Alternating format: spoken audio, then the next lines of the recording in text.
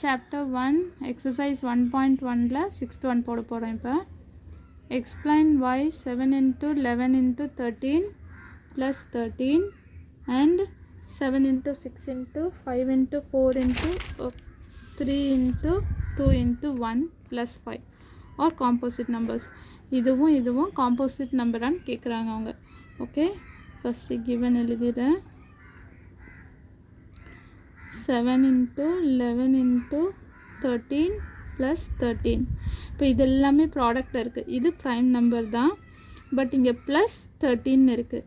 அப்போது இதில் 2 டேர்ம் கொடுத்துருக்காங்கன்னு அர்த்தம். ஓகே, அதை காட்டுறதுக்காக ஸோ ப்ராக்கெட் போட்டு நான் செப்பரேட் பண்ணியிருக்கேன்.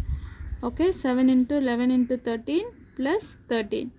ஓகே, நெக்ஸ்ட் இப்போ 7 into 11 இங்கே 13 இருக்குது, இங்கே 13 இருக்குது. அப்போ நான் அது காமனாக வெளியில் எடுக்கவா?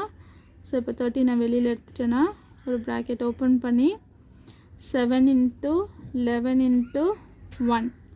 ஓகேவா? தென் ப்ளஸ் ஹியர் 1. இப்போ 13, இப்போ 7 into 11 77 into 1 77 ப்ளஸ் 1. ஓகேவா? இப்போ 13 into 77 plus 1 78. இப்போ ப்ராடக்ட் ஆஃப் ஃபேக்டர்ஸில் எழுதுகிறோங்க. என்ன ப்ரைம் ஃபேக்டரைசேஷன் எடுக்கும்போது first 2, 3 2s are 6, balance 1, 9 2s are 18. தென் இப்போ இங்கே 9 வந்து add number, so 3, 1 3 is 3, 3 3s are 9, 1 13s are 13.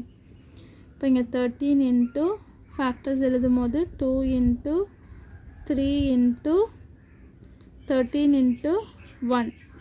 இப்போ இங்கே என்ன, இதை சிம்பிளிஃபை பண்ணால் 2 into 3 into 13, 2 13 இருக்கிறதுனால 13 ஸ்கொயர் எழுதுகிறேன், no, into 1.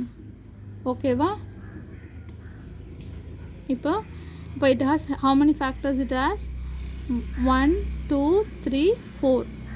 It has 4 factors. Correct? It has 4 factors. It has 4 factors. Therefore 7 into 11 into 13 in 13 plus 13 is a composite number.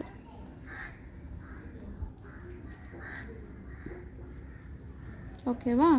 It has 4 factors. Therefore is a composite number.